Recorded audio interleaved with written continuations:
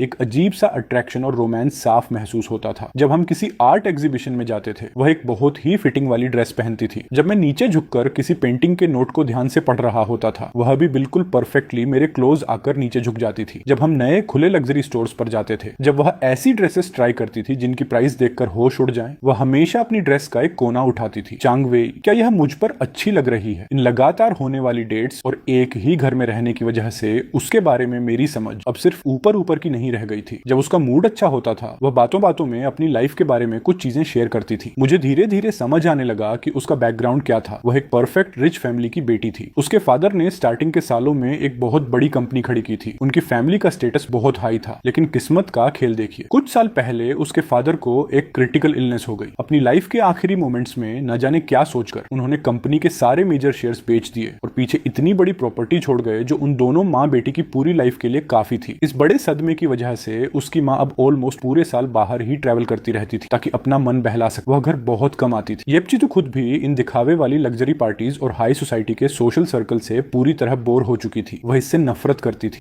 इसीलिए उसने time pass करने के लिए एक बहुत ही सिंपल और रिलैक्स एडमिनिस्ट्रेटिव जॉब ज्वाइन कर ली थी। तो फिर आपने पहले किसी पार्ट टाइम मेड या किसी प्रोफेशनल केयर टेकर को काम पर क्यों नहीं रखा? मैंने फाइनली वह सवाल पूछ ही लिया जो काफी टाइम से मेरे दिमाग में घूम रहा था। उसकी फैमिली स्टेटस के हिसाब से एक प्रोफेशनल स्टाफ ढूंढना उतना ही इजी था जितना पॉकेट से कोई सामान निकालना। फिर घर की ऐसी हालत क्यों हो गई थी और बात मुझ तक कैसे पहुंची? एक चोर जो अचानक इस काम में आ गया। ये सवाल सुनते ही येपचीथू जो मेरे लाए हुए लिली के फ्लावर्स को वास में अरेंज कर रही थी, उसके हाथ वहीं रुक गए। उसने अपना चेहरा थोड़ा घुमाया और मेरी तरफ देखकर एक स्माइल दी। बाहर से बुलाए गए लोगों में से कोई भी तुम्हारी तरह परफेक्ट और केयरिंग नहीं हो सकता। उस स्माइल में थोड़ा सा खुद पर तंज था और एक ऐसा मतलब था जिसे वर्ड्स में नहीं कहा जा सकता था। उसकी आवाज बहुत ही लाइट और अट्रैक्टिव थी। उसकी गहरी नजरें एक बार मेरे पूरे चेहरे पर घूमी, लेकिन एंड में उसने मुझे कोई रियल आंसर नहीं दिया। दिन इसी तरह मेरे जैसे एक घरेलू केयर टेकर की नर्वसनेस के बीच धीरे धीरे बीतते गए और येपचीथू का यह अट्रैक्शन दिन ब दिन और बढ़ता ही जा रहा था। यहाँ तक कि मेरे बर्थडे के दिन मैं खुद भी